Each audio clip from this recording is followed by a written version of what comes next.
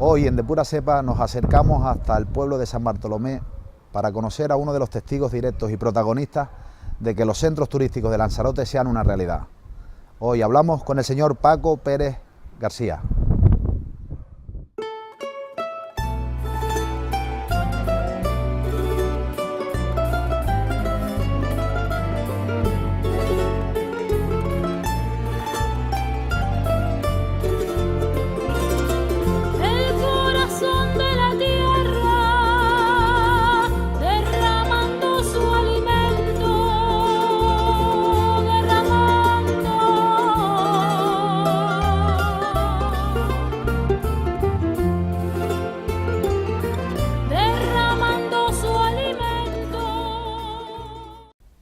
Bueno, ya nos encontramos con nuestro invitado de hoy, el señor don Paco Pérez García.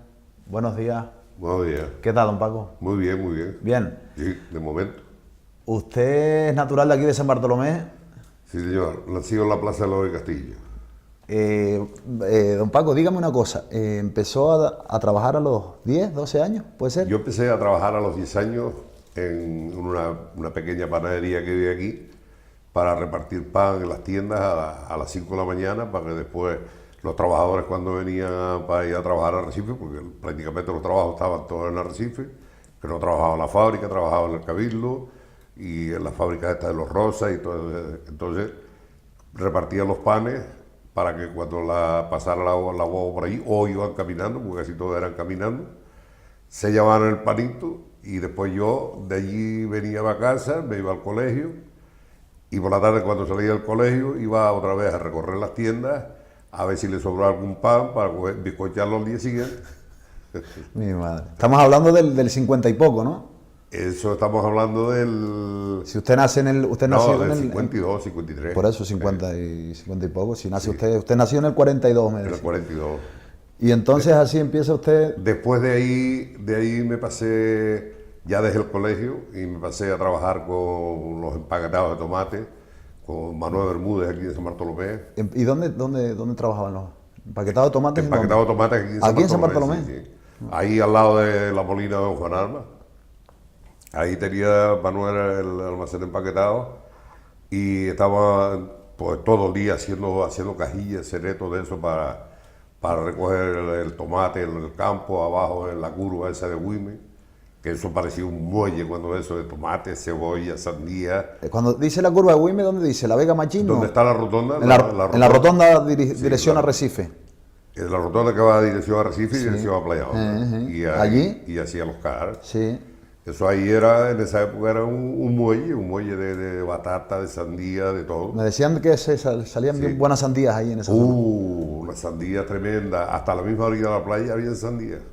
Habían sandías plantadas, habían tomateros, batatas, eso todo era lo que había en la isla.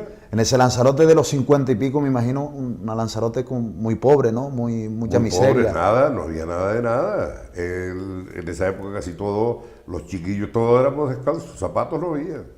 Y después si había una zapatilla la tenía la madre para darle a un soletazo. Para darle un soletazo a uno, ¿no? Sí. Mire, don Paco, cuénteme una cosa, empieza a trabajar en el Cabildo, donde más ha estado usted trabajando, su trayectoria es en el Cabildo y a una temprana edad, 16. No, yo estuve primeramente, yo no he parado prácticamente, estuve después de Manuel Bermúdez, me fui aquí a los camiones que habían, que le llamaban la compañía, estuve trabajando que se dedicaban a ir a Arrecife, íbamos tienda por tienda, recogiendo notas para ver lo que faltaba, y después íbamos a Arrecife y después regresábamos y repartíamos otra vez los artículos que nos pedían. Y después de ahí me enfadé con ellos porque me ofrecieron un sueldo y después no me pagaron ese, sino otro. Y por coincidencia, y me vi a Manuel Corujo, que precisamente era el encargado que había en ese entonces en el Cabildo. Y le pedí trabajo porque estaba empezando a hacer la parte de atrás de la sociedad nueva. Que había antes, aquello era como... San Bartolomé estamos como hablando. Era como una era redonda donde se hacían los bailes, la fiesta de la luz, la magdalena y todo eso. Entonces, cuando tiraron, yo le dije, Manuel, digo, si me da trabajo, me aquello, y si tú no trabajas con los camiones, digo, sí estaba con la compañía, pero me marché. Dice, pues sí, mañana mismo ven por aquí que te doy trabajo. Pues así fue, estuve trabajando hasta que hubo dinero, porque se acabó dinero en la sociedad. Y entonces Manuel me dijo, dice, Paco, dice, tú no te preocupes que si terminamos ahora de aquí, yo te llevo para el Cabildo conmigo. Así fue. Dicho y hecho. Me llevó para el Cabildo y entonces me llevaron para esto del Parque Móvil, que estaba allí en Cuatro Esquinas, donde está hoy el lago aquel Sí, de la de- que del llega charco. afuera. Del Charco Sí. vale. El lago que El lago fuera- de la casa que tiraron. Exactamente. El lago que se hace allí. Eso era el Cabildo, era el Parque Móvil. Y entonces fui para allí, fui a trabajar al taller, pues, afilando hierro, afilando un pico, de ayudante con un señor que era también de aquí de San Bartolomé, que se llamaba León, que era tío de los Pérez, esto de los ruinas que le decimos. Los rolladores. Y entonces ahí empecé y después, como yo era pequeño, joven todavía, tenía 15 años, fue cuando se empezaron a romper la segunda parte de las parcelas aquí del monte, que es la parte que está debajo de aquí, detrás de la Casa Ebro. Y entonces los choferes que había en el Cabildo, había dos choferes, que eran de Teguise, un tal Pedro y un tal Felipe. Y esa gente pues le tenían miedo, tenían un tractorcito que trajo al Cabildo también, que también era aceite y vinagre, se ponía en marcha con gasolina y después se pasaba a gasoil, porque no arrancaba. No arrancaba. Y después, pues, claro, venimos ahí a romper la parcela y ellos no tenían, ellos venían conmigo detrás, pero quien trabajaba después ahí rompiendo todo eso fui yo, Con las máquinas. con la máquina, con el tractor. ¿Y quién le...? Porque ustedes también es mecánico, es de todo un poco, ¿no? Era Bueno, conductor, era... allí hacíamos iba- de todo, hacíamos de mecánico, hacíamos de herrero, de lo que fuera. Mire, y cuénteme, porque también hay sitios, o sea, usted es testigo directo, digamos, del desarrollo, de la puesta en marcha de los centros turísticos, ¿no? Sí, claro, claro. Usted trabajó en las Montañas del Fuego, Yo trabajé en todos los centros. El primer trabajo que hizo el Cabildo, después de que entré yo en esa época, en el 58, fue la carretera de los Pocillos para llegar a Fariones. Porque la carretera llegaba hasta las Salinas, que era de esta gente de las Verdes. Entonces ahí estuvieron negociando. Y Estamos hablando de la zona, perdone, de Matagorda, ¿no? Las salinas que estaban en allí. Exactamente, Matagorda, que era de los Llorés. De los Llorés. Entonces ahí se pusieron de acuerdo y empezamos a hacer la carretera. Pero eso todo fue hecho a mano. De ahí de Matagorda a Fariones fue Hasta hecho a mano. Fariones, que era todo de tierra. ¿Estaba ya no estaba el Hotel San Antonio, sí? No, estaba haciéndose para el Hotel Fariones, El Hotel Fariones. que fue el primero. Estamos hablando ya del 60 y poco, ¿no? 64 puede ser. 64, 64 creo. 63. Sí. Porque en esa época después nosotros terminamos la carretera y entonces empezamos a hacer la pista del aeropuerto. Que la pista del aeropuerto, la primera pista la hicimos nosotros. Le iba a preguntar, ¿la primera pista o la primera pista asfaltada? Asfaltada. Asfaltada. La primera pista asfaltada. Una Había diferencia pista- grande, ¿no? Una diferencia grande. Hombre, una diferencia grande, tan grande que... Pues allí estábamos trabajando prácticamente día y noche, porque nos turnábamos. Estábamos trabajando pues, hasta las 6 de la tarde, se trabajaba los sábados, no como hasta ahora.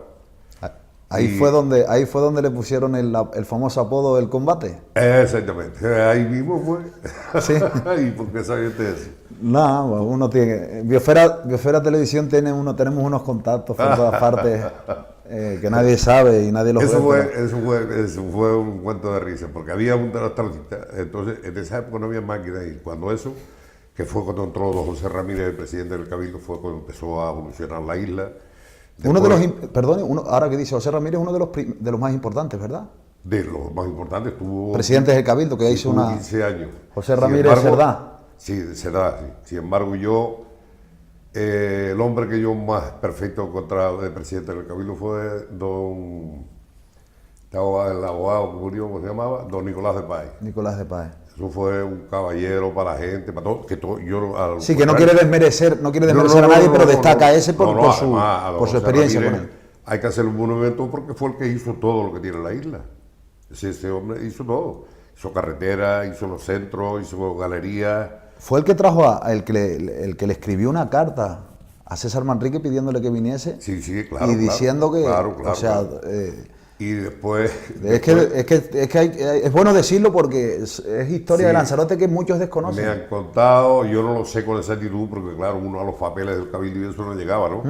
Pero sí me han contado que después don José Ramírez por lo visto sirvió con un militar que era aquí, que era Daño Porrúa. que era la ciudad deportiva. La ciudad deportiva fue un impulsor el que impulsó Ese fue el que impulsó eso y por eso tuvo la ciudad deportiva muchos años el nombre de Avendaño Porrúa. Que me parece fatal que no lleve su nombre. Dicen que las facciones más nacionalistas, por el hecho de ser militar y ser peninsular, pues sin embargo, por lo visto ellos se llevaban muy bien y estaba él dándole el coñazo siempre de José Ramírez a Avendaño Porrúa, que necesitaba dinero para hacer aquello. Y entonces dice que un día le dijo a Avendaño Porrúa, dice, mira, Pepe, me tienes loco ya. Dice, te voy a dar una dirección para que te vayas a Madrid para que encuentres perras allí. Le dijo que en Avendaño a Nicolás, a José Ramírez. A José Ramírez. Entonces creo que después me han contado eso que le dijo, dice, Avendaño, ya no hace falta que me digan más dónde están las perras, yo sé ya se hirió solo, ¿no? Entonces quedó contento el hombre, ¿no? Sí. Está bien. Mire, y dígame. No, que le iba a preguntar por las montañas del fuego, porque creo que hoy en día podemos dar gracias de donde se comen los pollos, donde se asan los pollos con el fuego del volcán. ¿Estuvo usted trabajando haciéndolo? Ese lo hice yo, con la máquina. ¿Sí? Pero no estarían los pollos, ¿no? En definitiva, no. En definitiva, los pollos, cuando eso no cantaban. ¿Cómo se hace?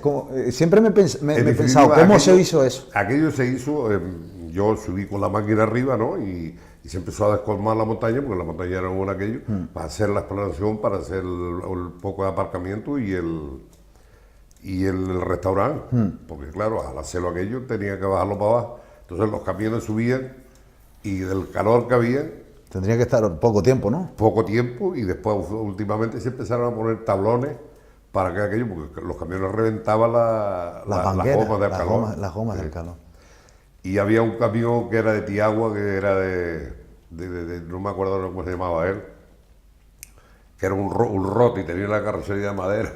Y empezó a trabajar, y cuando se dio cuenta la carrocería se cayó a pedazos, quemada ya. Y no se llegó a quemar, pero sí olía quemado. Y entonces aquello se bajó, se hizo la explanación. Y entonces después de la explanación ya César Manrique ideó de hacer un horno subterráneo. Entonces yo con la máquina empecé a trabajar, y me metía, iba para abajo, trabajaba media hora y tenía que estar parado un cuarto de hora arriba porque la máquina subía las temperaturas todas. Sin embargo yo estaba sentado arriba y no sentía calor. No sentía calor. ¿Qué pasa? ¿César Manrique estaba a pie de obra en cuanto...? Sí, estaba con mucha frecuencia, en todas las obras, tanto en aquella como en todas. El que dirigía la obra era él.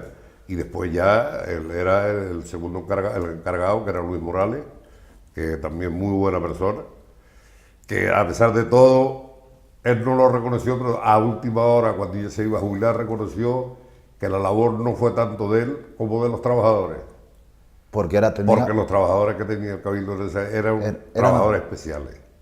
En el sentido de que se involucraban con él. Se involucraban y que era gente de trabajo, gente que tenían conocimientos de... ¿Quién fue el encargado de quién involucraba esa? ¿Quién era? ¿Quién involucraba? ¿Quién hacía? César Manrique tenía decían que tenía una característica especial para hacer que la gente se involucrara al respecto. La gente, él era un hombre muy dado a la gente, sí.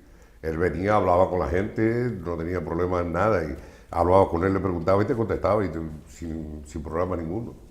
Y usted estando allí trabajando, ¿usted alguna vez pensó que iba a tener el éxito, los visitantes que iba a tener aquello?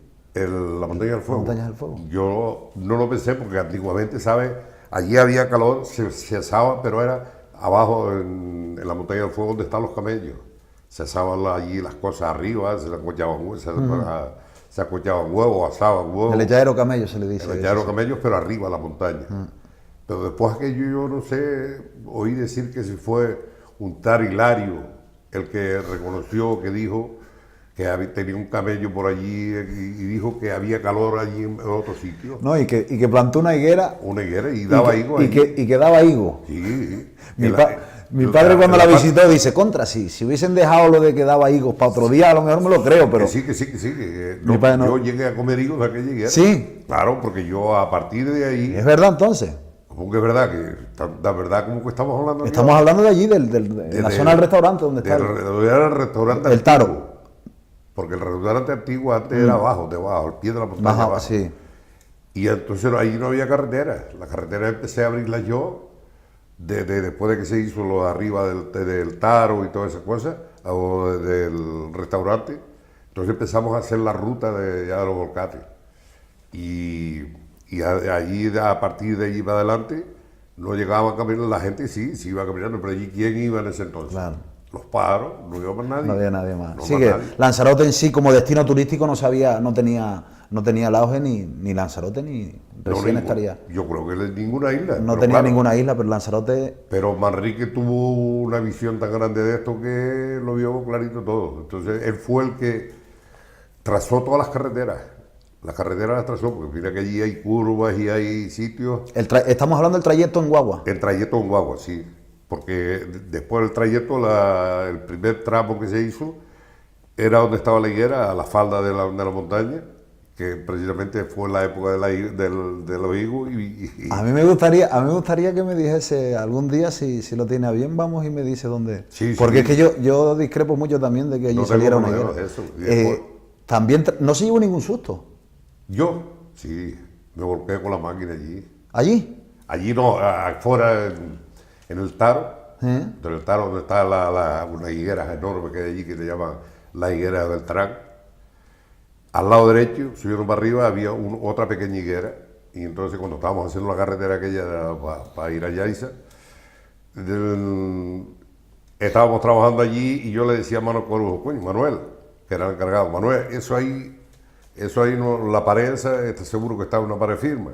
Pues claro, la máquina pesaba 15 toneladas. Casi nada. Y claro, yo estaba allí planchando para atrás y para adelante y yo veía que cuando llegaba allí el sonido de las cadenas era diferente. Le digo, Manuel, esto aquí no me había dado un susto. Y dice que no, puedes trabajar, que esa pared está firme, que le hicimos. Una de las veces que venía para atrás, veo que la máquina se me va así, entonces yo, claro, en esa época tenía la sangre hirviendo. Y le salté por pudo detrás, saltar. me boté por detrás y la máquina cayó y dio 2 vueltas. Y con la gran conciencia que quedó parada la máquina. Que quedó. Cayó, Quedó. y yo caí sobre la higuera, una higuera que había allí. Y Manuel, las patas le llegaban al. No, Manuel después se echó la cabeza, ¿cómo es posible que eso aquello? Digo, bueno, tú sabes la vibración que tiene una máquina esta, como uno estaba para atrás y para adelante caminando con ella. ¿Y claro, siguió trabajando? Después resulta que la máquina lo único que rompió fue, escachó un poco el tanque de gasoil, que era la parte de atrás mía, donde estaba el tanque por detrás, unos faros que tenía detrás, que era para trabajar de noche, y el tubo escape, que eran unos tubos escape recto para arriba, pero silencioso y sin nada. Así estoy hoy sordo del ruido de aquello y de las cadenas. Nada, muy sordo no está porque usted no escucha bien. No, escucharlo sí lo escucho. ¿En Famara también trabajó algo? ¿En Famara? Sí. Todo ¿Cuándo estábamos hablando? ¿Cuándo se descubrió cuándo llegaron las galerías de Famara? ¿Fueron descubiertas primero y después fueron abiertas? Sí, claro. La galería, la primera que tiene 1800 metros, tiene de profundidad, y después dentro tiene un ramado de 400 metros por ahí. Están dividiendo. Eso después tenía un pozo al centro, que es por donde trabajaban y por donde metían las mangueras, cuando ya después trajeron el compresor ese que yo le digo. Él tenía un pozo para ventilación y eso. Sí, pero ¿por qué? después, claro, de allí para adentro tenían montones de metros. De allí para adentro tenían por lo menos 800, 900 metros de galería sin ventilación y sin nada. ¿Y trabajaban sin...? Se trabajaban, ¿qué remedio quedaba si no había otra? No había otra. No había otra. ¿Y cómo se hicieron esas galerías? Esas galerías se hicieron a mano todas, ¿A pico y pala? pico y pala, y después cargando con las palas esas de punta, se cargaban las vagonetas, pues tenían unos rails, y después los trabajadores, unos quedaban dentro, aliviando el aquello, porque primero hacían los barrenos, daban una descarga, y después hasta el día siguiente no podían volver a trabajar. Por los si acaso, gases, por los los gases. gases. Claro, porque a veces la gente entraba porque como le pagaban por metros que de hacer de galería, la gente con la ilusión de hacer más metros y ganar más dinero, pues se metían dentro y a veces algunos caían como... Claro, caían como pelotas. Dice que todos la gente, por ejemplo, que cuando trabaja en minas, que es similar y demás, dice que se suelen llevar un pájaro, y si el pájaro deja de cantar, salen todos, como que el pájaro cae antes. Claro, es una forma de... Aquí yo no recuerdo de nada eso de pájaro, la verdad. Y yo dentro de la galería trabajé poco, yo más era el servicio fuera, con los motores y cosas de Pero eso. pertenecía al Cabildo también, ¿no? Esos trabajos ¿La estaban... galería? Sí, Claro, eso lo hizo todo el Cabildo, sí. Excepto la esa que te digo de 11 Bentancur, esa no, esa ya la tenían ellos hecha, que la harían también a mano. Pero después de eso ya se empezó... pero ellos tardó tra- muchos años, ¿verdad? Después en llevarse el agua, en canalizar el tema para coger el agua. Hombre, claro, claro, se tardó un montón de años. Yo te puedo decir que... No, el agua yo creo que estaba viniendo en el 62, 61, por ahí ya venía el agua. ¿Sí? Porque, claro, después las tuberías para traer el agua aquí hasta Recife, fueron hechos con grava, unos moldes, adentro donde llamaban la sociedad, que era lo de Don Sebe Betancur también, tenía unos depósitos, los tanques allí, y allí hacían los tubos de metro, con unos moldes que hicieron en aquello del Cabildo, y entonces después la gente iba llevando un tubo al cuello por toda la ladera aquella por ahí abajo, y después llega a Recife, cruza por el volcán de Taiki y viene a los depósitos aquí del estado que está al lado de los cuarteles. Sí, a las maretas. Ahí es donde venía el agua, Vale, vale. el agua normal. Y la... Sí, sí, claro. Y después ya, cuando estaba el agua esa, pues ya la población fue subiendo, fue aumentando, que fue cuando ya venía las ajibes militares a traer agua aquí cada 15 días. Después fue cuando contrataron el barco ese, el J, el Condesiste, que era un barco barrigudo. Y que traía agua de... Ahí cuando... Cambiaría un poco, ¿no? La ¿Eh? isla en ese momento, que cambiaría un poco a mejor Hombre, en el empezó sentido a de... cambiar a mejor porque agua aquí no tenía sino la gente que tenía aljibe en la casa. En Arrecife el agua era esa, la de Famara y poco después más. Cuando empezó ya la potabilizadora de Rijo. De los hermanos Rijos, De sí. los hermanos Rijos. Y cuando eso nosotros trabajábamos de día y después de noche, desde las 3, las 2 de la mañana, nos íbamos por todo Arrecife con un carrito que había de 2 ruedas, Manuel Garcés para descansar y yo, a echar agua a las casas te quiero decir, ¿no? ¿Sabes de quién? Sí, me imagino. De los más pudientes. De los más pudientes. Porque no había, le echábamos a la vasca, le echábamos a la panadería de un Aquilino, que estaba allí detrás, con una manguera, a lo mejor le echaban 4 toneladas, 3 toneladas, a Ferrer, A la gente que podía permitirse. Sí, a la delegación, a las que podían permitirse y no, y además que tenían depósitos para ellos. el agua, claro. Y después ya fue cuando empezó a venir el barco, nosotros por las noches íbamos con mangueras, descargando camiones, estábamos toda la noche descargando, pues estaba todo un día, una noche y un día descargando, y después volví otra vez. Pues después nosotros, el agua llenaba los depósitos que están en el muelle chico, unos depósitos que no sé si los conocerán, los que están allí al llegar abajo, a mano izquierda, Estamos hablando de aquí. de Arrecife, de los depósitos aquellos del muelle. De los mármoles. No, del muelle de abajo. De abajo del puente de la Cebolla. Exacto, del puente de la Cebolla. Allí es donde venía el barco, donde descargaba el Sí, barco. porque el en esa agua. época que no. Porque allí descargaba el agua por turbinas, por bombas arriba también a aquello. Pero después las tuberías eran unas tuberías tan soletas que se empezaron a romper. Entonces, ¿qué hicieron? Empezar a cargar en camiones. Allí iban después al depósito ese que te digo. Sí, ese era el muelle que había para El todo, muelle ¿no? que había, Donde no se había marcaba otra la cosa. cebolla, que le decían el muelle de la Exacto, cebolla no y había las otro batatas y sino todo. ese. Mire, y trabajó en los Amigos del Agua, en los otros centros turísticos, porque creo que también hizo algún desmonte por el Mirador del Río, sí, ¿no? ¿Puede ser? Todo eso se hicieron desmontes y las carreteras también. En el Mirador del Río. También las hicimos nosotros nuevas, las carreteras. ¿Cómo hizo usted aquello cómo hicieron aquello que usted está en la Graciosa y mira para arriba y no se ve? Y no se ve nada, pero aquello fue hecho todo, aquello fue toda idea de Manrique, todo Pero hecho. ¿cómo tenía Con tableros, se hacían tableros de tierra, se fixaba en tierra, y entonces el tablero salía un poco hacia adelante, pero abajo no podía caer nada de nada. Manrique decía, como me tiren algo que se vea después de aquí arriba, los cuelgo. Claro. Y a mí, estando en la montaña del fuego, haciendo la ruta, por aquí, todo marcado, para decir, como te dices de ahí para afuera, o me rompas alguna piedra de las que yo te digo, traigo una escopeta y te doy 2 tiros. Digo, pues si me da 2 tiros no te voy a para la carretera. Y se echaba a reír. El hombre. Pero la verdad se pasaron unos tiempos muy buenos, muy buenos. Además habíamos un equipo de gente que éramos Estamos concienciados de que aquello es lo que nos iba a dar porvenir a nosotros. El porvenir de la isla. Sí, sí. Y así ha sido, de hecho, así ha sido. Así ha sido. ¿Quién ha dado la riqueza a la isla? No era la generación esta. Porque cuando terminó la guerra, ¿qué había aquí? Miseria. Y nosotros hemos empezado... En todas partes, pero Lanzarote más todavía con el hándicap de que no llovía y no había agua. No y había nada. No, antes llovía mucho más que ahora. Sí, pero aún así que dependías de que lloviese. De la lluvia, si no, no había nada. Si no, no había agricultura, no había nada. Porque ¿qué agua había? No había, ya te digo, la que traía el barco, y después cuando se empezó la galería, y después había un teniente coronel aquí que se llamaba Don Andrés, que intentó de conseguir agua por aquí cerca, y empezamos a hacer un pozo en Guasipeta, allí por detrás de donde está hoy... ¿Dónde está esto? La ponedora esta, la Sagraba. Sí. Ahí hay un pozo que tiene 84 metros de profundidad. ¿Ah, sí? Sí. Pero claro, con la gran sorpresa que lo que se encontró fue agua prácticamente salada. Agua salada, claro. Es que no tiene altura no tiene altura y que si ahí está no el mar hay, ahí mismo. Y que no hay correntía de aquello, porque aquello allí todo es una zona de un sable blanco de aquello. Sí, ¿no? Que no hay indicios de que hubiese agua tampoco. No, agua sí se encontró. Sí, pero que no era agua... No, productiva no. Y sí, que no se puede aprovechar. Esa agua después se utilizó para cuando la fábrica los entancores, para hacer los bloques, que cuál es el motivo de tanta marecía que tenemos nosotros y humedad en las casas hoy.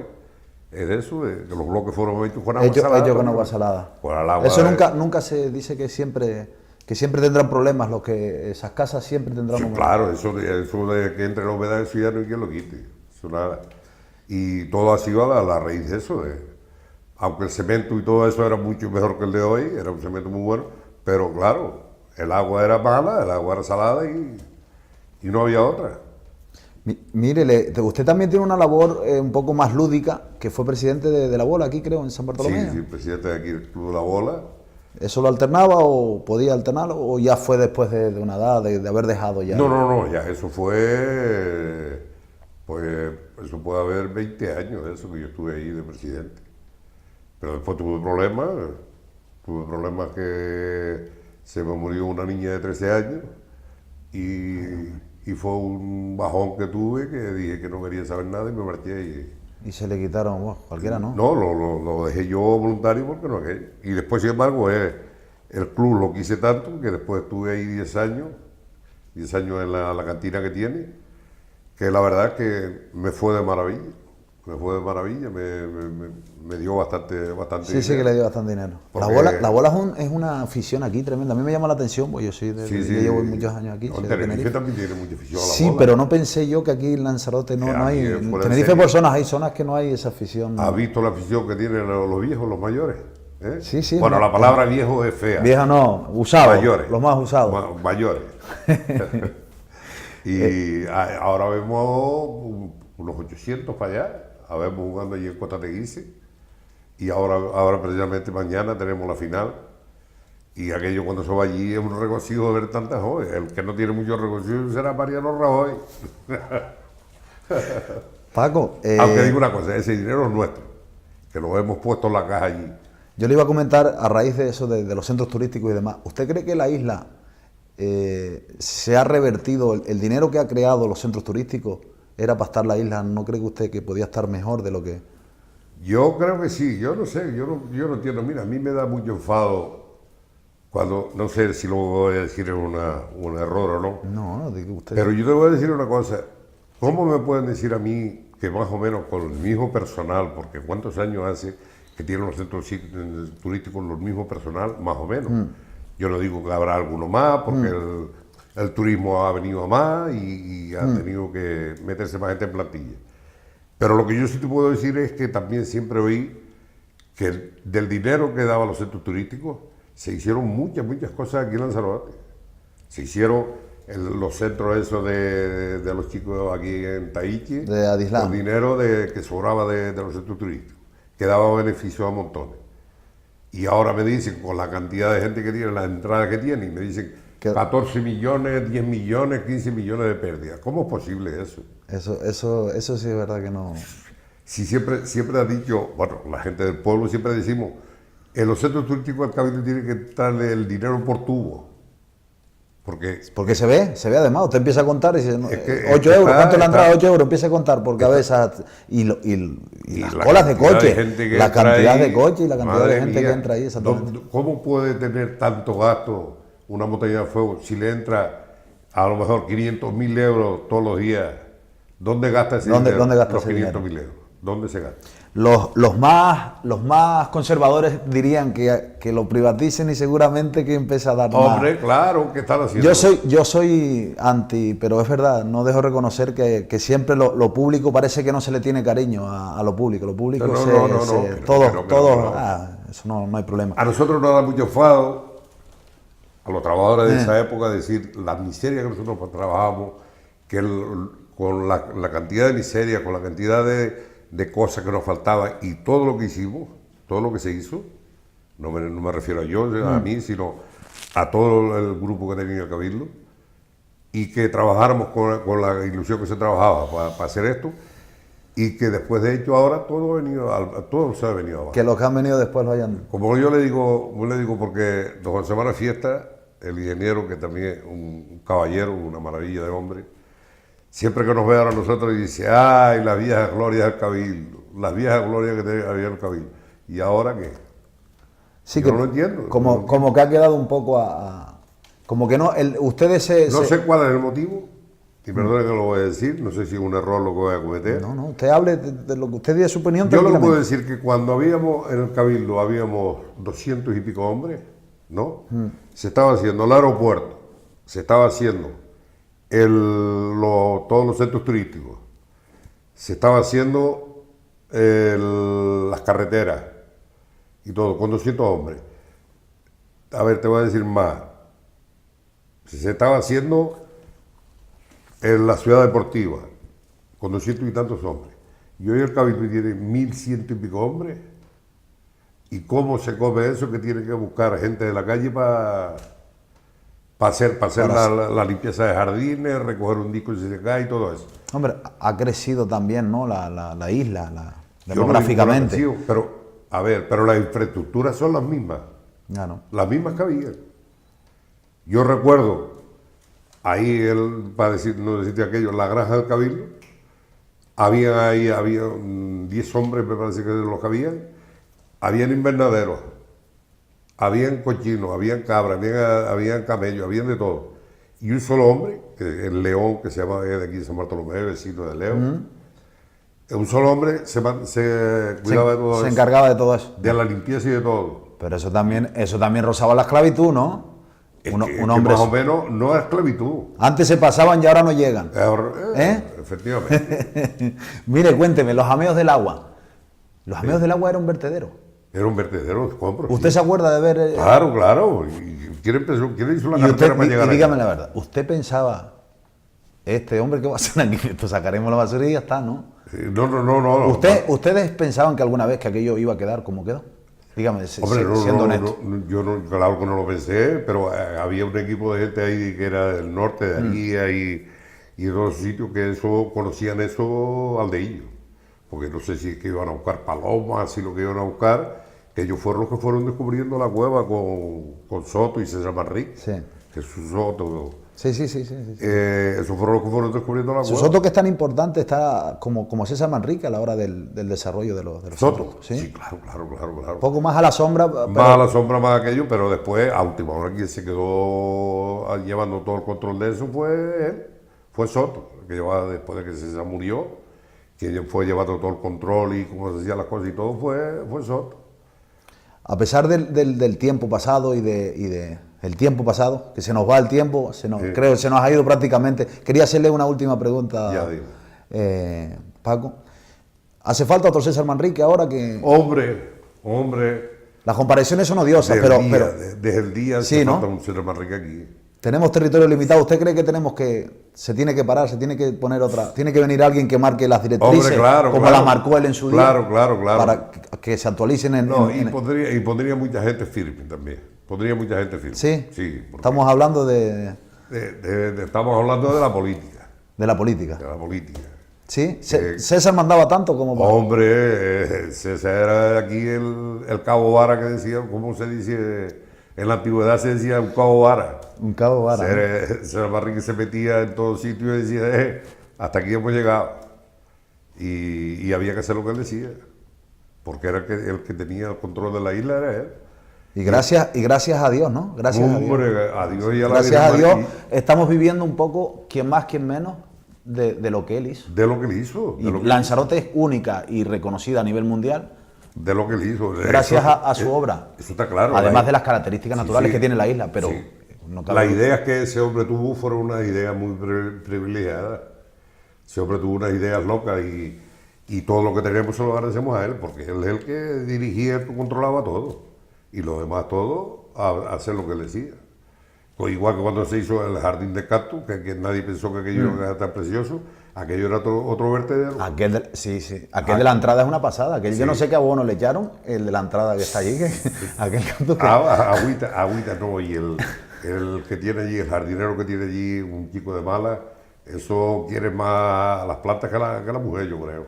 Es curioso hasta qué punto César Manrique involucraba a la gente, ¿no? Que han hecho que lo público, que lo quisieran como algo propio, privado, cosa que hoy se antoja un poco más difícil. Más ¿no? difícil, sea artista, sea... Por eso... Aquello los monolitos aquellos que tiene allí en el centro, todo eso tuvo que estar yo con la máquina con un cuidado, despacito, sacando para atrás, sacando para los lados, después la cueva donde está la tienda, también la abrí un poco más adentro, la profundicé más, y me decía la gente de Guatiza, muchacho, que se te cae el techo hacia arriba.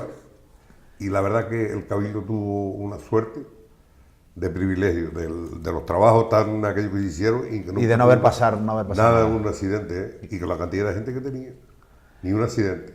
Bueno, tuvo solamente uno, que fue una vez los camiones antes, el piche para eso venía en bidones, entonces los camiones lo iban a llevar, y claro, con la ignorancia, porque no había otra cosa, para descargar iba a lo mejor un peón en la cabina porque no había más y uno o dos atrás en la carrocería.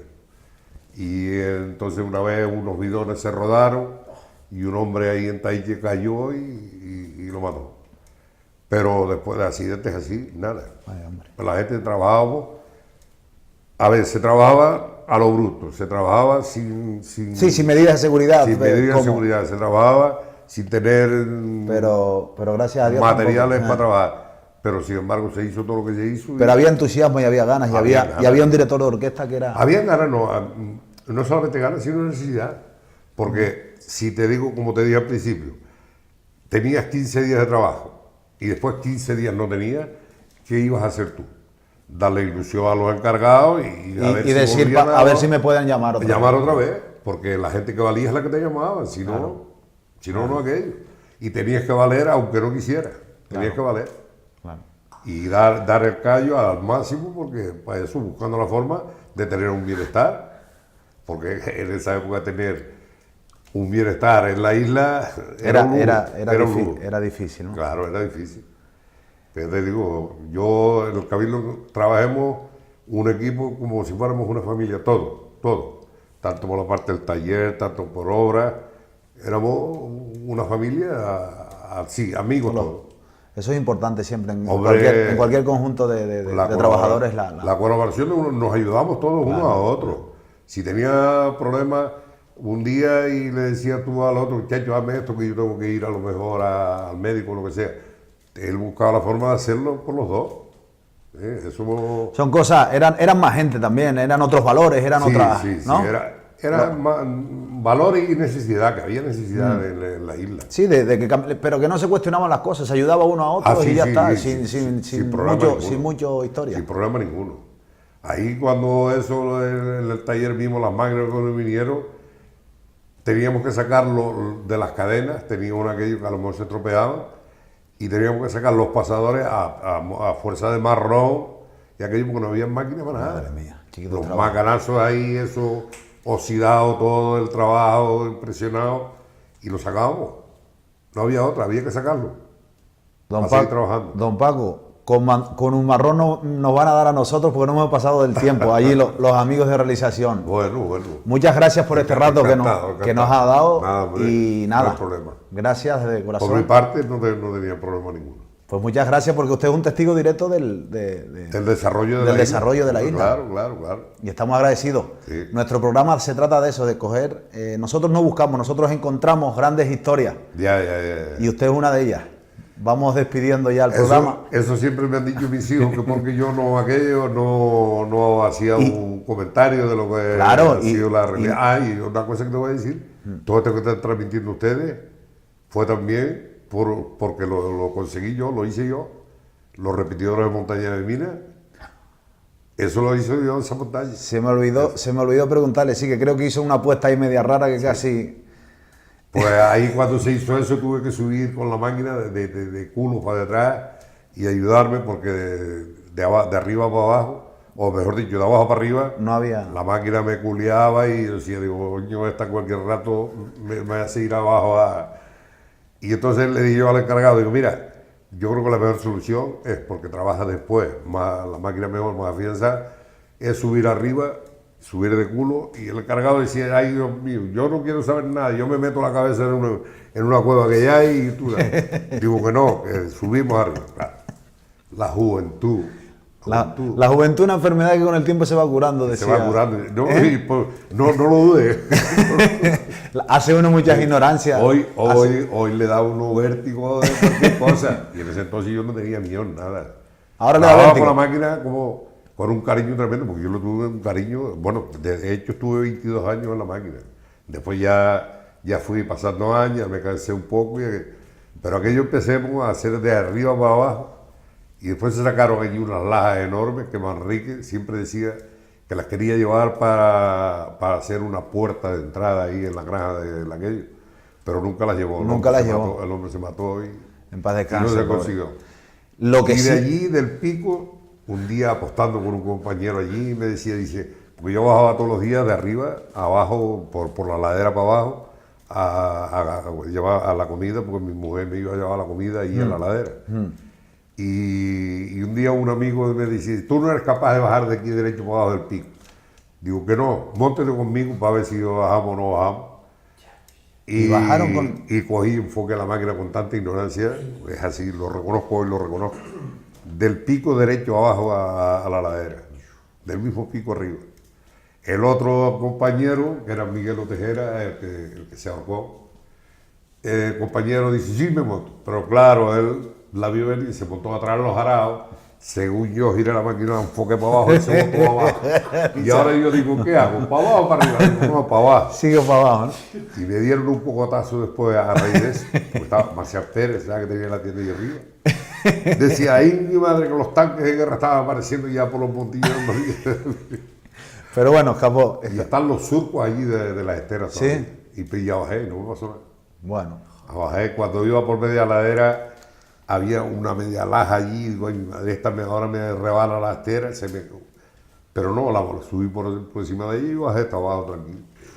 Digo, esto no lo hago yo más nunca. Pues con esa locura nos quedamos. La verdad que sí. Don Paco, nos despedimos. Muy bien, muy bien. Gracias por este rato. Nada, no hay ningún problema. Pues nada. Además, viniendo de quien viene, viniendo aquí el amigo Leo. Del caballero. Sí, ¿no? Pues nada, nosotros nos despedimos. Nos gustaría continuar porque tenemos además, se ve que el hombre tiene más cosas que contar. Un testigo directo del desarrollo y de la construcción de los centros turísticos. Señor don Francisco Pérez García, nosotros nos despedimos desde aquí, desde San Bartolomé, emplazándoles para otro nuevo programa de Pura Cepa. Hasta entonces, reciban un cordial saludo.